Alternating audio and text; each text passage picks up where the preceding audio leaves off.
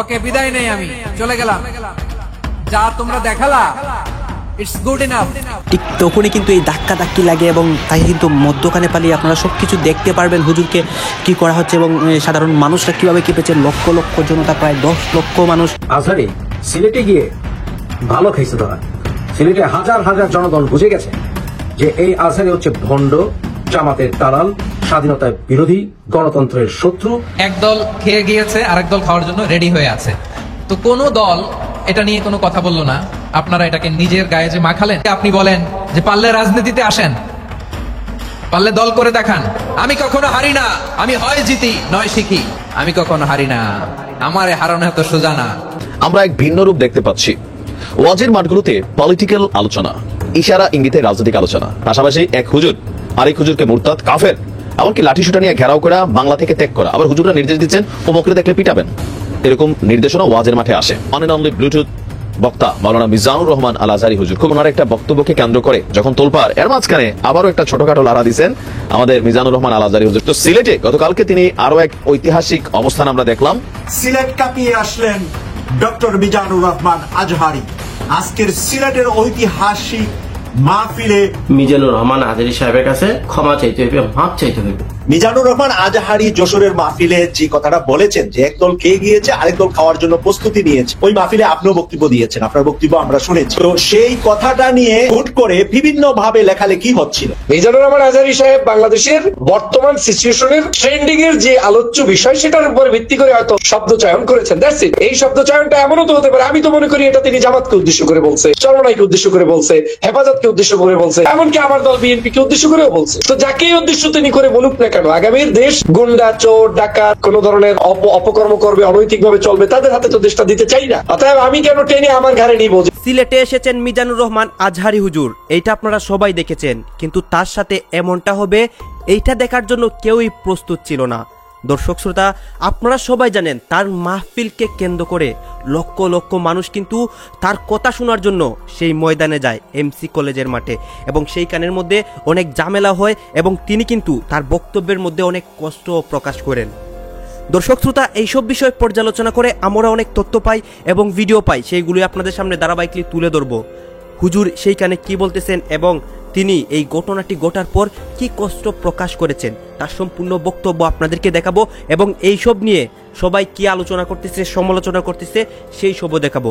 আসুন দর্শক, আপনাদের জন্য আমি যেই নিউজগুলো রেডি করেছি সেইগুলো আগে ধারাবাহিকলি দেখে আসি এবং ভিডিও শেষে আমাদের মন্তব্য করি এইসব নিয়ে কিন্তু আমাদের দেশের বর্তমান সরকারও অনেক কথা বলেন এবং নেতাকর্মীরাও অনেক কথা বলে। সেইগুলো দেখলে আপনারা অবাক হয়ে যাবেন, মানে মিজানুর রহমান আজহারি হুজুরকে নিয়ে। এই যে আসুন দেখি।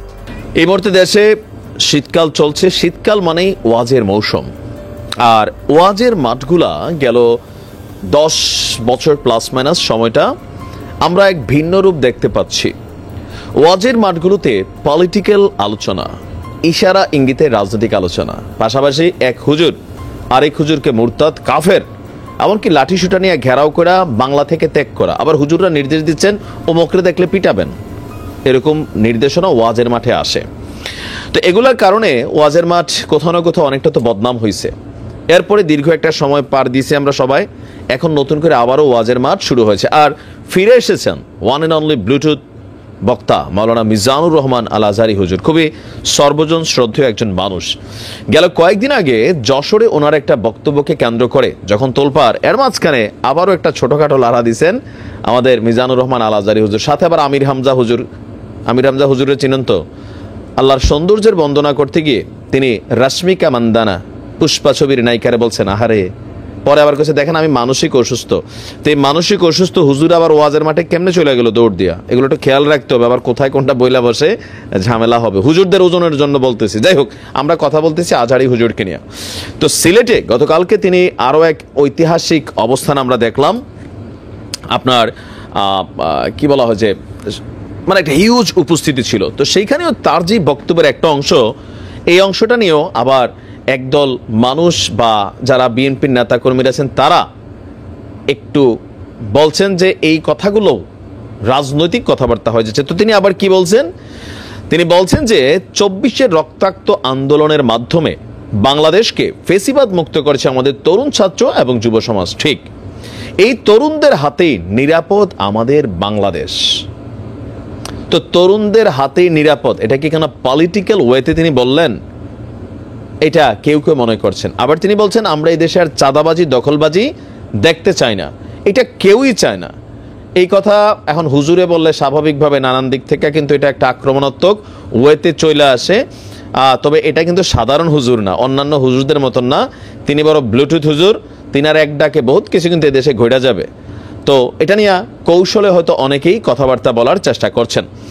শনিবার রাতে সিলেট এমসি কলেজ মাঠে আঞ্জুমানে খেদমতে কোরআন সিলেট আয়োজিত মাহফিলের শেষ দিনে আলোচনাকালে তিনি আপনারা বলছেন যে মানুষকে সচেতন করাই দিনের দায়ীদের কাজ। একটি মাহফিল আমার খণ্ডিত বক্তব্য নিয়ে একটি রাজনৈতিক দলের বন্ধুগণের বিতর্ক ছড়িয়ে দেওয়া বাক স্বাধীনতা পরিপন্থী। পাশাপাশি তিনি বলছেন অথচ আমি কোনো দলের নাম উল্লেখ করিনি। এসব ভুলে আমাদের সন্ত্রাস দুর্নীতিমুক্ত সমাজ গঠনে এগিয়ে আসতে হবে। আমাদের নিয়ে যারা হিংসা করেন সমালোচনা করেন আমরা তাদেরকেও ভালোবাসি। আমাদের স্লোগান হচ্ছে হেরে যাবে ওদের হিংসা, জিতে যাবে আমাদের ভালোবাসা, এটাই ইসলামের সুমহান শিক্ষা। তো আমাদের হুজুরের এই বক্তব্যটাতে আমি আসলে ওইরকম কোনো ভেজাল টেজাল পাই নাই, কিন্তু এটা নিয়েও অনেকে সমালোচনা করছেন বিএনপির নেতাকর্মীরা। দেখেন ওই যে সন্দেহের মনে সবারই একটা নেগেটিভ অবস্থান তৈরি হয়, আর আজহারি হুজুরকে কোথাও না কোথাও সবাই ভাবে তিনি জামাতের একজন কট্টর সমর্থক, এবং কি আগামী নির্বাচনকে কেন্দ্র করে বাংলাদেশের বিভিন্ন জায়গায় যে বড় বড় সমাবেশগুলো হচ্ছে সেখানে তিনি টেকনিক্যালি জামাতকেই প্রমোট করছেন বা অন্য দলগুলোকে টেকনিক্যালি তিনি বিভিন্ন ইস্যুতে সামনে নিয়ে আসছেন। যাই হোক, এবার আসেন আমির হামজা হুজুর কি বলছে। সামনে যারা রাষ্ট্র ক্ষমতায় আসবে তারা যেন পুরুষ হয়। আচ্ছা, দেখুন এই কথাটার মধ্যে আবার একদল লোক প্যাচ পাইছে। কেন প্যাচ পাইছে? যে রাষ্ট্র ক্ষমতা তো এই মুহূর্তে দৌড়ে বিএনপি মনে করে, বা অনেকেই মনে করে বিএনপি যাবে। তো বিএনপি যদি যায়, সাবেক প্রধানমন্ত্রী বেগম খালেদা জিয়া, তিনার অনেক বয়স হয়ে গেছে, অসুস্থ, তারপরেও অধিকাংশ মানুষ বলতে চায় যে খালেদা জিয়া আবার প্রধানমন্ত্রী হবেন। তো হুজুরের এই বক্তব্য আমি প্যাচ পাই নাই, কারণ পুরুষই যদি হয়, খালেদা জিয়ার বয়স অনেকটা হয়ে গেছে, তো সেখানে তারেক রহমানই দলের হাল ধরবেন, এটাই বাস্তবতা। আবার কেউ কেউ বলছেন যে জামাতের আমিরকে ইঙ্গিত দিয়েছেন। দেখেন আমির হামজা হুজুরও সবাই অনেকে বলে জামাতের প্রোডাক্ট, এগুলো কিন্তু নানান আছে। মানে আমাদের হুজুরদের মধ্যে একটা মেন্টালিটি সবারই যে এই লাইনটা পুরোটাই মনে জামাতের দখলে, না, এখানে অনেক লাইন আছে, কৌমি, দাখিল, তারপর আলিয়া, অনেক খেলাফতে মজলিস, তারপরে আমি এগুলো সবগুলোর নামও জানি না। যাই হোক, তাদের মধ্যে অনেক বিভাজন আছে, তারা কিন্তু একটা টিম না। সরমোনায় জামাত একে অন্যের পরিপন্থী, এরকম অনেক কিছু আছে। তো ওনার বক্তব্যটা এটা খারাপ না, যে এখানে জামাত যদি নির্বাচিত হয় তাদের দলীয় নীতি অনুযায়ী আমির ডক্টর শফিকুর রহমান তিনি হবেন প্রধানমন্ত্রী, আর বিএনপি যদি হয়, আমার ধারণা বেগম খালেদা জিয়া চিকিৎসা শেষে বাংলাদেশে অবশ্যই আসবেন, কিন্তু তিনি সম্ভবত নির্বাচনে এজ এ প্রধানমন্ত্রী তিনার সেই মেধা বা বয়স এগুলো আর নাই, সেখানে হয়তো তারেক রহমানই হবে। সো আমির হামজা হুজুরের এই বক্তব্যে আমার কাছে মনে হয়েছে যে বিষয়টাকে পলিটিক্যাল করার সুযোগ নাই, তিনি ওই জায়গাতে বলছেন। তারপরে হুজুরের মানসিক অবস্থা ঠিক হয়েছে কিনা সেটা একটু চেক করে ওনারে ওয়াজের মাঠে পাঠানো জরুরি। আর আবার আমি বলি, রাজনীতির বক্তব্যের জন্য সারা বাংলাদেশে বহুত স্পেস আছে। আমিও একদম ওয়াজের মাঠে রাজনীতির বক্তব্য আমি পছন্দ করি না, একটাই কারণ, ওয়াজ শুনতে সবাই যায়। আপনি যখন এখানে ধরনের কথা বলা শুরু করবেন তখন সেখানে কি হয় যে নানান ধরনের মানুষ থাকে, এটা বিদ্বেষমূলক একটা অবস্থান তৈরি হয় ওয়াজের মাঠে। আর রাজনীতি করলে রাজনীতির অবস্থান থেকে এসে আপনি কথা বলেন, আপনাকে যারা গ্রহণ করার করবে। আজহারি সিলেটে গিয়ে ভালো খাইছে ধরা। সিলেটে হাজার হাজার জনগণ বুঝে গেছেন যে এই আজহারি হচ্ছে ভণ্ড, জামাতের দালাল, স্বাধীনতার বিরোধী, গণতন্ত্রের শত্রু এবং সকল ধর্মের মানুষের ঐক্যের বিরোধী। এই ভণ্ড যখন সিলেটে গেছে, লক্ষ লক্ষ জনতা তাকে ভুয়া ভণ্ড বলে ধ্বনি দেওয়ার পর সে হাত তুলে সিলেটবাসীর জন্য অভিশাপ দিয়েছে। কারণ সে বলেছে এই মোনাজাতের আগে, সিলেটবাসী তোমরা যা করেছ মনে থাকবে। এই শয়তানকে পুরো বাংলাদেশে ওয়াজ করা থেকে নিষিদ্ধ ঘোষণা করুন এবং যেখানে পাবেন এর বিরোধিতা করবেন, একে ভণ্ড ভণ্ড বলে ধ্বনি তুলবেন।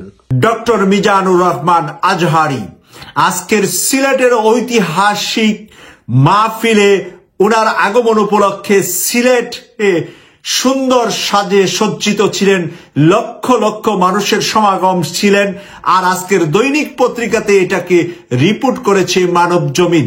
আমি মানব জমিন থেকে রিপোর্টটা আপনাদের সামনে তুলে ধরছি।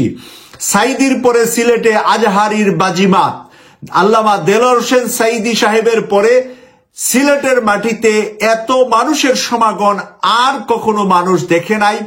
সেই বাজিমাতটি করেছেন জনাব ডক্টর মিজানুর রহমান আজহারি।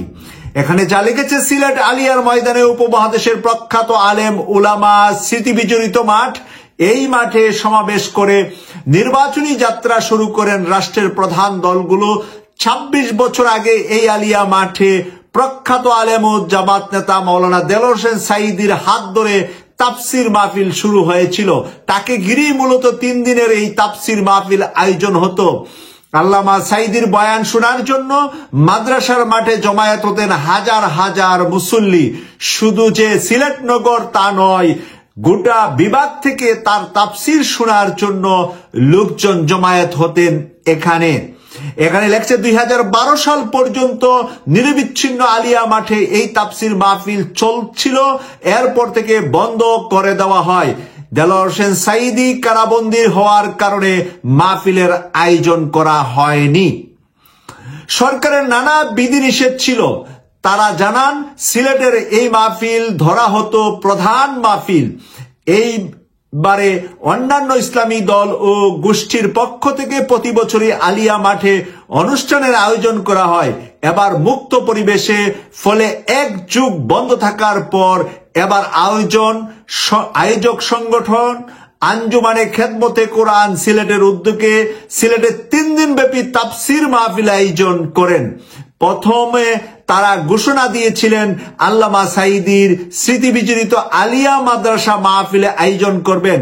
এবারের তাফসির মাহফিলের মূল আকর্ষণ ছিল মুফাসসিরে কোরআন ডক্টর মিজানুর রহমান আজহারি।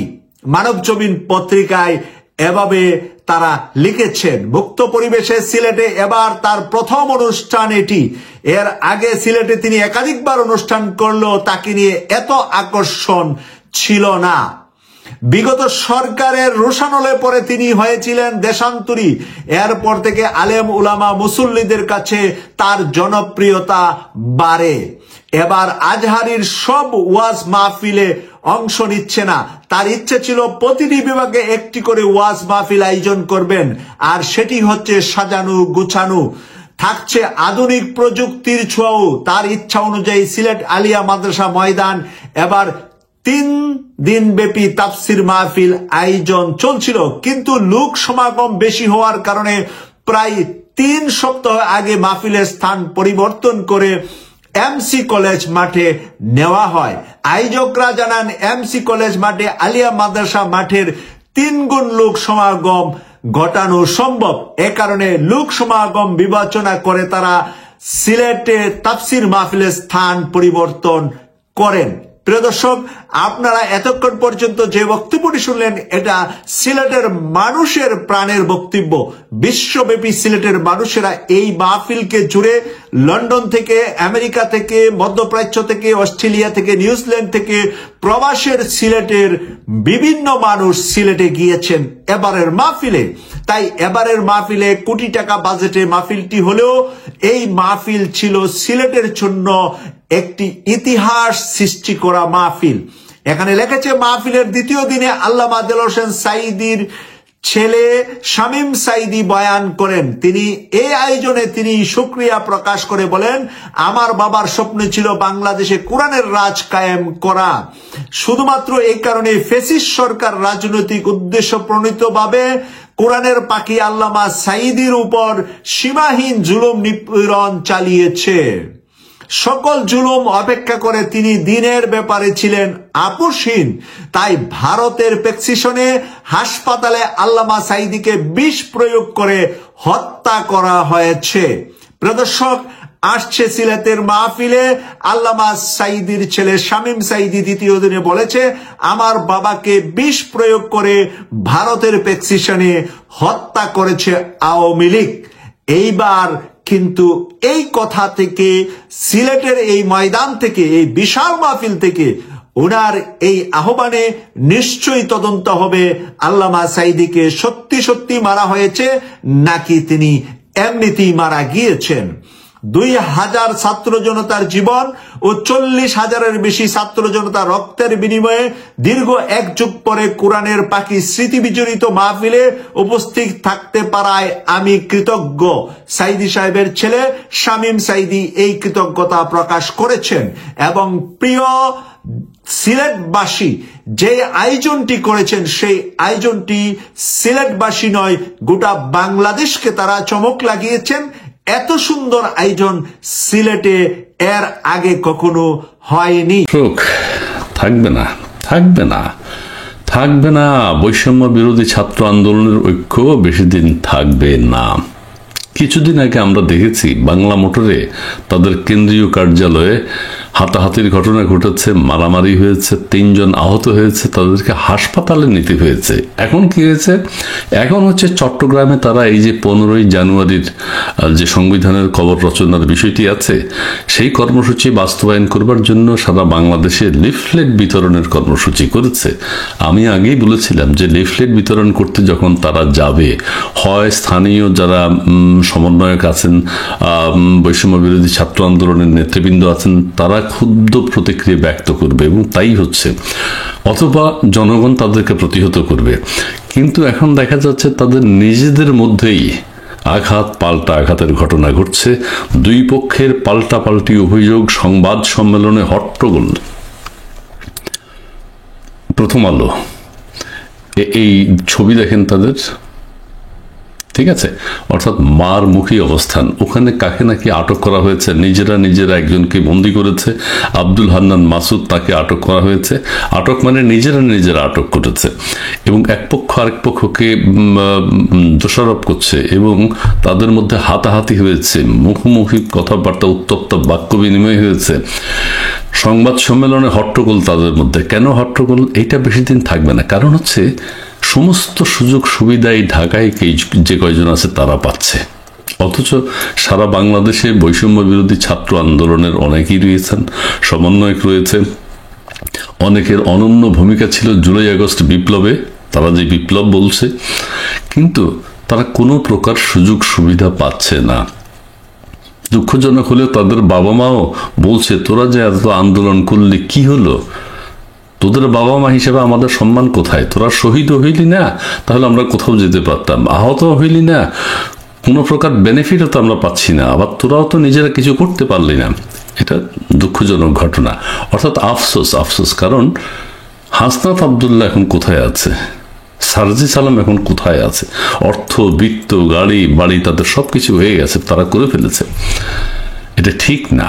এবং যেহেতু তারা এগুলো করছে, লোভনীয় কাজগুলো তারা করেছে, এই অনাকাঙ্ক্ষিত কাজগুলো তারা করেছে, অর্থবিত্তের মালিক হয়েছে, এটা কিন্তু অন্যরা দেখছে। যারা নিবেদিত প্রাণ ছিল, নিবেদিতভাবে আন্দোলন করেছিল, তাদের মধ্যে কিন্তু একটা ক্ষোভ তৈরি হয়েছে। তারা এখন ক্ষুব্ধ প্রতিক্রিয়া ব্যক্ত করছে। তারা যেখানেই যাচ্ছে তাদেরকে হামলা করছে, তাদের উপর আঘাত করছে, তারাও আবার পাল্টা আঘাত করছে। এইসব মিলিয়ে একটা, বললাম না, থাকবে না, তাদের ঐক্য থাকবে না, এটা থাকতে পারে না। সংবাদ সম্মেলনে হট্টগোল কি বলেছে? বৈষম্য বিরোধী ছাত্র আন্দোলনের কেন্দ্রীয় নির্বাহী কমিটির সদস্য মোহাম্মদ রাসেল আহমেদ সংবাদ সম্মেলন করার সময় প্রেস ক্লাবে এসে হাজির হন কেন্দ্রীয় সমন্বয়ক সহ সমন্বয়ক খান তালাত মাহমুদ রাফি, যাকে আপনারা সবাই চিনেন, আলোচিত, হাত তুলে দাঁড়ায়, ও মোহাম্মদ রিজাউর রহমান। এই সময় দুই পক্ষের মধ্যে, সমর্থকদের মধ্যে হট্টগোল হয়। রাসেল আহমেদের সমর্থক, এখানে কিন্তু টাকা পয়সা এবং স্বার্থ, হট্টগোল হওয়ার একমাত্র কারণ টাকা পয়সার লেনদেন, টাকা পয়সার ভাগাভাগি এবং নিজেদের স্বার্থকে কত আলোচনায় আসতে পারে এগুলো নিয়ে।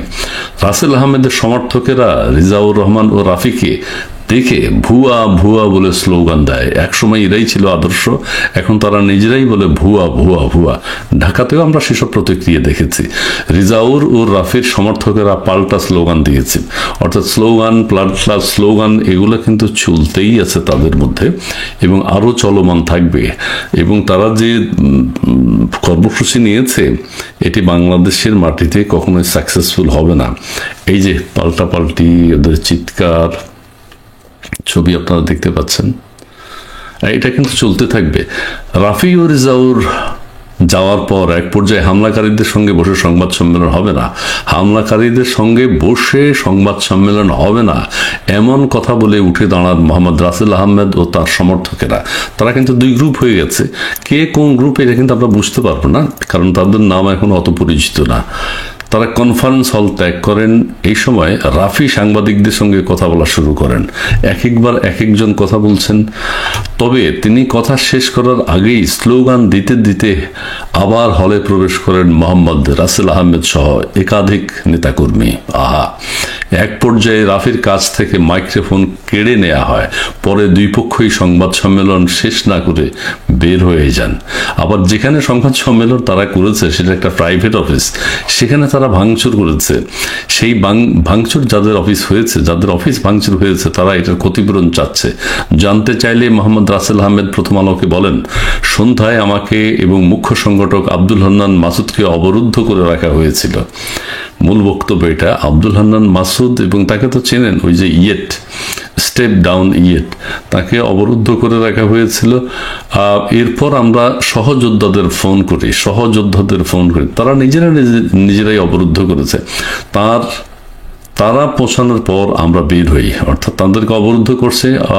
সহপাঠীরা যখন এসছে, সহযোদ্ধারা যখন এসছে, তারা আসার পর এরা বের হয়। বেসরকারি ওই প্রতিষ্ঠানের অফিস কক্ষ ভাঙচুর করা হয়। দুঃখজনক, নেতাকর্মীদের মারধর করা হয়েছে। যারা এই ঘটনা ঘটিয়েছে তাদের আশ্রয় প্রশ্রয় দেন কেন্দ্রীয় সহ সমন্বয়ক খান তালাত মাহমুদ ওরফে রাফি এবং চট্টগ্রাম বিশ্ববিদ্যালয়ের সমন্বয়ক রিজাউর রহমান। অর্থাৎ তাদের মধ্যে রাসেলের বক্তব্যের বিষয়ে খান তালাত মাহমুদ প্রথম আলোকে বলেন, আলোচনা করার সময় আমাদের মধ্যে বাগ বিতণ্ডা হয়েছে। এটা কিন্তু শোভনীয় নয়। যাই হোক, অর্থাৎ আমি কিন্তু আমার ভিডিওতে কয়েকবার বলেছি, এদের এই ঐক্য থাকবে না, এদের এই অবস্থান থাকবে না, এদের কোনো ভিত্তি নেই। এরা গ্রামে গ্রামে যাবে, বিভিন্ন অঞ্চলে যাবে, এদের মধ্যে এই ঘটনাগুলো চলতে থাকবে। হয় তারা নিজেরা আত্মকলহে জামাত শিবির শেষ, জামায়াত ইসলাম শেষ, সমন্বয়কদের খেলা শেষ, ডক্টর ইউনূস কিংবা উপদেষ্টা যে বা যারা আছে প্রত্যেকের খেলা সমাপ্তি। খেলবে এখন বিএনপি। কিভাবে? দর্শক বন্ধুরা, ব্রেকিং নিউজ, সেটি হচ্ছে আপনার ডোনাল্ড ট্রাম্প হঠাৎ করে আপনার বিএনপির চেয়ারপারসন তারেক জিয়া আর হচ্ছে মির্জা ফখরুল আরেকজনকে হঠাৎ করে কেন দাওয়াত দিলেন ডোনাল্ড ট্রাম্প, মানে আমেরিকাতে একটা পার্টিতে, ব্রেকফাস্টে। কেন দাওয়াত দিলেন?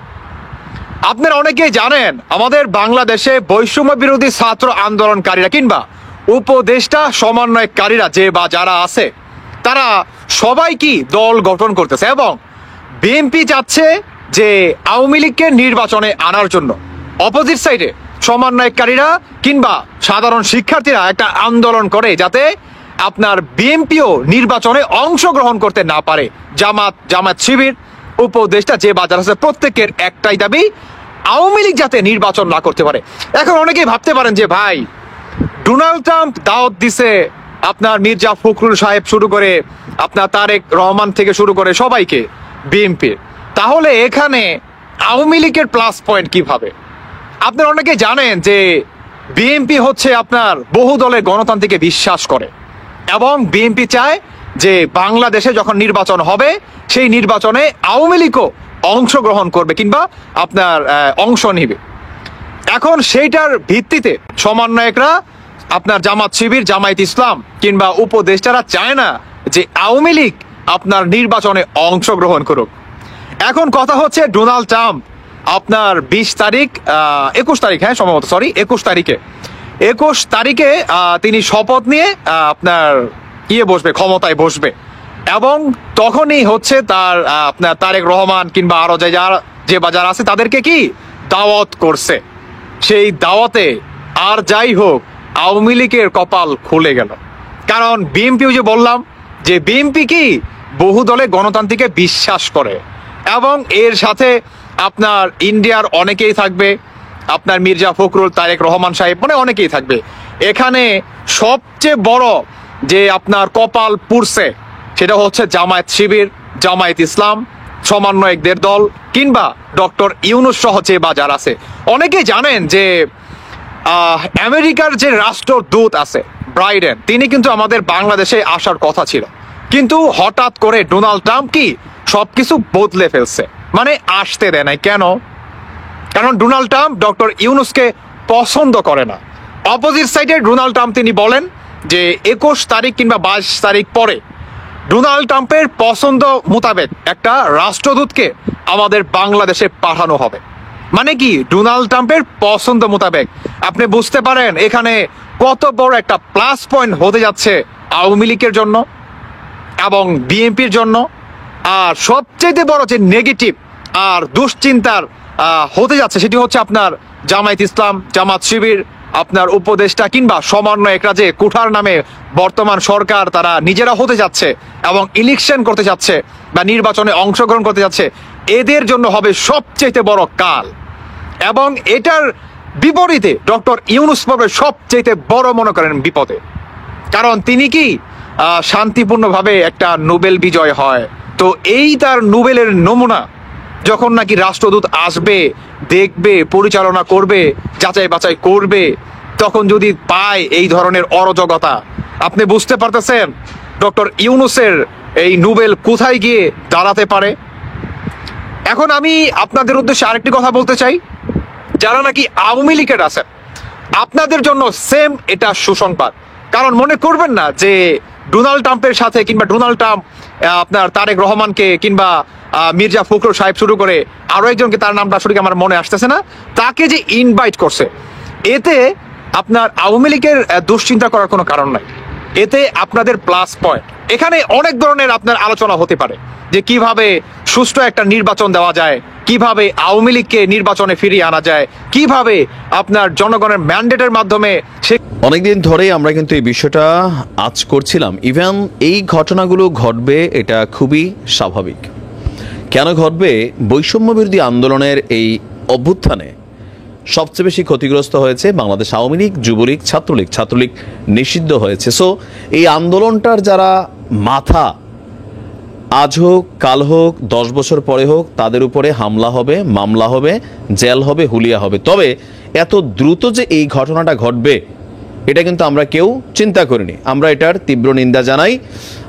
মানে কারা এই ঘটনা ঘটিয়েছে আপনারা ইতিমধ্যে জানেন যে বৈষম্য বিরোধী ছাত্র আন্দোলনের মুখ্য সংগঠক আব্দুল হান্নান মাসুদ এবং কেন্দ্রীয় সমন্বয়ক রাসেল, এই দুজনকে অবরুদ্ধ করে ব্যাপক মারধর করা হয়েছে। আর এই অভিযোগ হচ্ছে ছাত্রলীগের বিরুদ্ধে। আপনার আজকে বিকালে চট্টগ্রাম নগরের ওয়াসা মোড়ের এলাকার একটি অফিসে এই হামলার ঘটনাটি ঘটেছে। রাসেলের বক্তব্য, ছাত্রলীগ নিয়ন্ত্রিত ডট গ্যাংয়ের সদস্যরা, নাম কি ডট গ্যাংয়ের সদস্যরা এই হামলা চালিয়েছে। চট্টগ্রাম নগরের দক্ষিণ জোনের উপকমিশনার ডিসি শাকিলা বলছেন যে সমন্বয়কদের উপর হামলার একটা অভিযোগ শুনেছি, আমরা বিস্তারিত খবর নিচ্ছি। তবে সমন্বয়কদের পক্ষ থেকে থানায় কোনো লিখিত অভিযোগ দেওয়া হয়নি। ঘটনাটি তদন্ত সাপেক্ষে আইনগত ব্যবস্থা নেওয়া হচ্ছে। এই জায়গাতে একটা প্রশ্নবোধক চিহ্ন। ডট গ্যাং হিসাবে যাদেরকে ছাত্রলীগ চিহ্নিত করা হচ্ছে, গণমাধ্যমে চলে আসছে তারা ছাত্রলীগ, তা আপনারা কেন মার খাওয়ার এতক্ষণ পর্যন্ত থানায় লিখিত অভিযোগ দেননি?